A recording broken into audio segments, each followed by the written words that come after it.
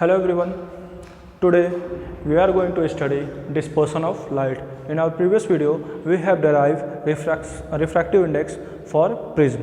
Now in this video we will study the diffraction of light, what is diffraction and what is spectrum. Now let us begin the topic. What is dispersion of light? So dispersion of light क्या होता है?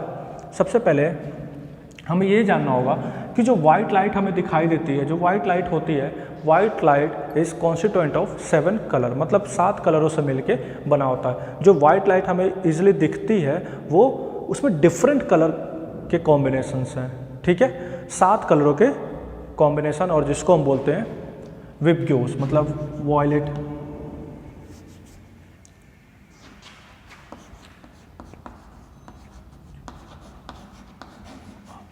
तो ये होगा आपका VIBGYOR, जिसमें violet, indigo, blue, green, yellow, orange and red.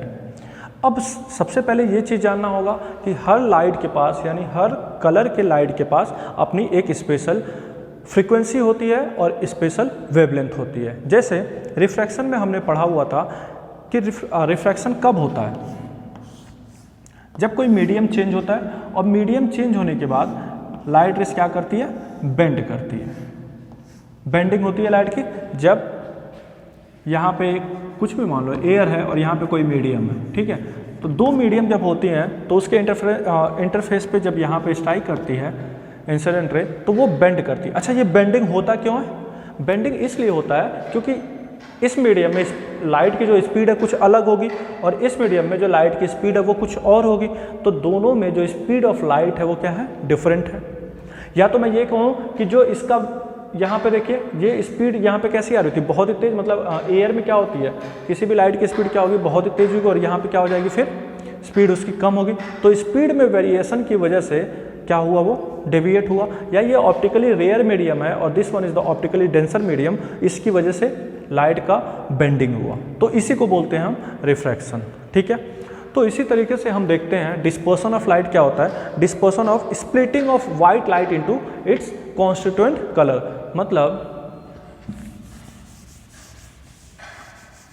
Dispersion को क्या बोलेंगे हम? स्प्लिटिंग ऑफ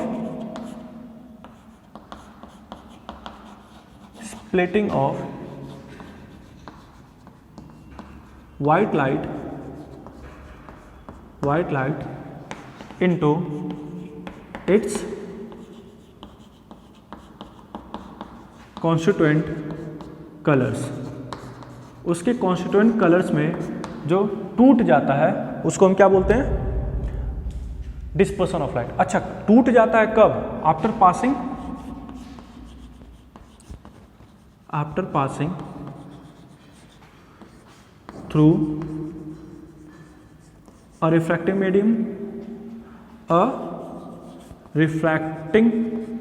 मीडियम, किसी रिफ्रैक्टिंग मीडियम में जब वाइट लाइट पास होती है तो वो अपने कॉन्स्टिट्यूएंट कलर में टूट जाता है, और इसी प्रोसेस को हम बोलते हैं डिस्पर्सन ऑफ वाइट लाइट और dispersion of light, the splitting of white light into its constituent colour after passing through a refracting medium.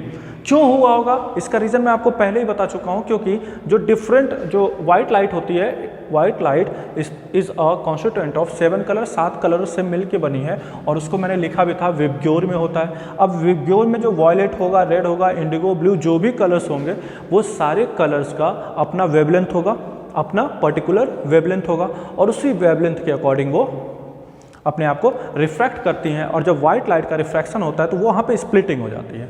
जैसे हम 7 लोग चल रहे थे, जैसे मान लो आप 1 2 3 4 5 6 7 लोग आसानी से चल रहे हो, यहाँ पे खड़े हो 7 लोग, ठीक है, और आप लोगों को मैं बोलता हूँ रेस करो, तो जब आप दौड़ना शुरू करते हो तो सब लोग साथों ऐसा थोड़ा हो कि बंधे हुए बांस से, और बांस गया तो सब के सब साथ में जाओगे, नहीं, आप अपनी कैपेसिटी के हिसाब से जाते हो। तो इस बंदे में कैपेसिटी ज़्यादा थी, ये बहुत तेज भागा, कम भागा, तो सब अपनी कैपेसिटी के हिसाब से जा रहे हैं। समझ में आया? तो इसी तरीके से सब स्प्लिट हो गए ना, एक दूसरे से अलग हो गए। वैसे वाइट लाइट भी हुआ भाई, उनको रिफ्रैक्शन का मीडियम मिला तो वो भी क्या कर गए? स्प्लिट कर गए, ठीक है। तो इसी प्रोसेस को बोलते हैं हम डिस्पर्सन ऑफ लाइट। नाउ अब जैसे हमारे पास कुछ डेटा है विजिबल लाइट के, जैसे विबग्योर में ही जो रेड होता है, रेड की जो वेवलेंथ होती है, रेड की वेवलेंथ जो होती है वो सबसे ज़्यादा होती है। इस पूरे कलर में जो वेवलेंथ होगी वो सबसे ज़्यादा होगी, और जो वॉयलेट की वेवलेंथ होती है, जो इसका वेवलेंथ होगा वो क्या होगा, कम होगा। मतलब जो वॉयलेट का वेवलेंथ है वो सबसे कम, और इस सीरीज़ में इस 7 कलर के सीरीज़ की बात कर रहा हूँ, इसमें जो वेवलेंथ है उसका सबसे ज़्यादा है। ठीक है, तो वेवलेंथ अगर ज़्यादा है इसका तो वहीं पे इसकी फ्रीक्वेंसी क्या हो जाएगी, फ्रीक्वेंसी इसकी मिनिमम होगी। मतलब न्यू इसका क्या होगा, मिनिमम होगा, और इसमें जो न्यू की वैल्यू होगी वो क्या होगी, सबसे ज़्यादा होगी। तो वॉयलेट की अगर हम बात कर लें तो वॉयलेट कलर का जो वेवलेंथ होता है, अगर वेवलेंथ को हम इसकी रेड की, तो वॉयलेट का जो वेवलेंथ होगा वो नियर अबाउट 4000 एंगस्ट्रॉम के बराबर होता है, और रेड का जो वेवलेंथ होगा वो नियर अबाउट 7900 एंगस्ट्रॉम के बराबर होगा। तो ये तो इसका वेवलेंथ हुआ। देखो वेवलेंथ 4000 है इसका, और इसका 7900 है, मतलब रेड का वेवलेंथ सबसे ज़्यादा है। ठीक है, तो इसकी फ्रीक्वेंसी कम होगी। तो रेड की फ्रीक्वेंसी नियर अबाउट आपके पास में आती है इसकी फ्रीक्वेंसी ज़्यादा होना चाहिए, तो इसकी फ्रीक्वेंसी होगी नियर अबाउट 7.5 इंटू 10 की पावर 14 हर्ट्ज में, और इसकी फ्रीक्वेंसी से हाफ हो जाएगी। वॉयलेट की फ्रीक्वेंसी क्या हो जाएगी, ये रेड की वेवलेंथ ज़्यादा है तो फ्रीक्वेंसी क्या हो जाएगी, इसकी कम होगी फ्रीक्वेंसी ना, तो इसकी फ्रीक्वेंसी आएगी 3.8 के आसपास में। ठीक है, और वॉयलेट का वेवलेंथ ज़्यादा है तो इसकी फ्रीक्वेंसी कितनी हो जाएगी, 7.5 इंटू 10 की पावर 14 हर्ट्ज। समझ में आया? तो ये कुछ हमारे पास डेटा है जिससे ये प्रूफ करते हैं कि देखिए वॉयलेट का वेवलेंथ क्या है 4000, और वहीं रेड का 7900, मतलब वॉयलेट का वेवलेंथ कम है। तो वॉयलेट का वेवलेंथ कम है तो उसकी फ्रीक्वेंसी क्या होनी चाहिए, दोगुना होना चाहिए। देखिए नियर अबाउट 3.8 है और इसका उससे दोगुना 7.5 के आसपास में। क्लियर है? वहीं तो ये आपका डेटा है, मतलब रटने की ज़रूरत नहीं है, आपको जानने की ज़रूरत नहीं है, बस मैं ये डेटा बता दे रहा हूँ क्योंकि ये कभी कभी न्यूमेरिकल में 11th क्लास में यूज आती हैं। तो बस आपके पास डेटा है, आप ये समझ सकते हो कि इनके फ्रीक्वेंसी में और इनके वेवलेंथ में क्या होता है, फ़र्क होता है। क्लियर है? डिफरेंस होता है, और इसी डिफरेंस की वजह से जो स्पीड ऑफ लाइट है इनकी वेरी करेगी। भाई वेवलेंथ और फ्रीक्वेंसी दोनों है, वेरी कर रहा है, ज़्यादा गैप है तो इनके स्पीड में भी गैप आएगा, और जब स्पीड में गैप आएगा, ठीक है, तो क्या होगा, जैसे हम रेस कर रहे थे तो रेस करने पे क्या होता था, कोई आगे और कोई ज़्यादा अपनी कैपेसिटी के हिसाब से चला जाता था। सेम टू सेम इन्हीं कलर के साथ में ऐसा होगा। तो देखते हैं किस तरीके से वो बैंड बनता है।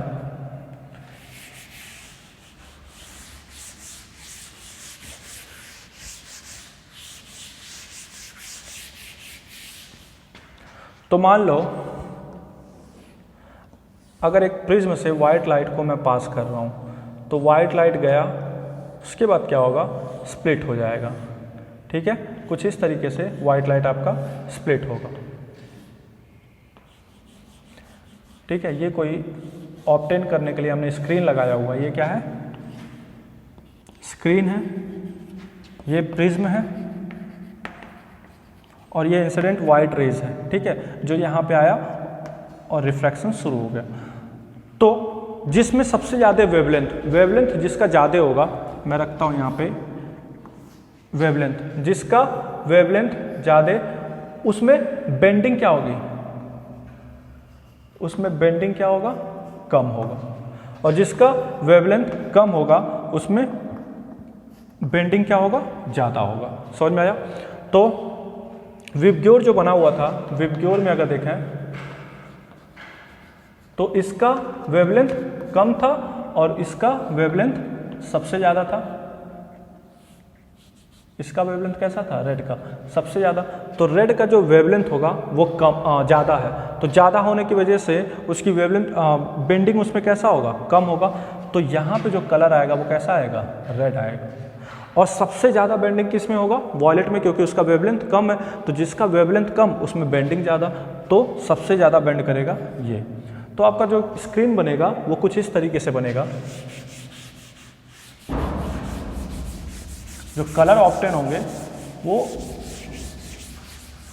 ऐसे ऑब्टेन होंगे। यहाँ पे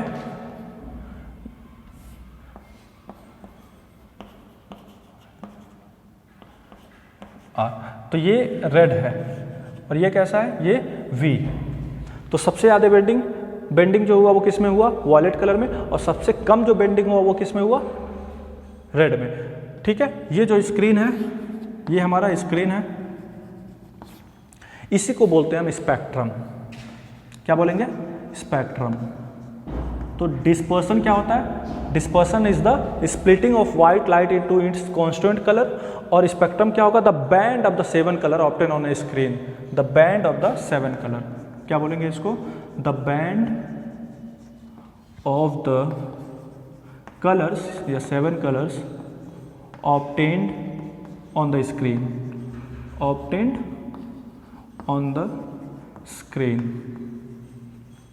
ठीक है, तो उसको बोलेंगे हम स्पेक्ट्रम। बेंडिंग कब हुआ, बेंडिंग हुआ क्यों, अगर आपसे कोई रीजन पूछा कि बेंडिंग क्यों हुआ, तो बेंडिंग इसी की वजह से हुआ क्योंकि इनके वेवलेंथ में क्या था, डिफरेंस था।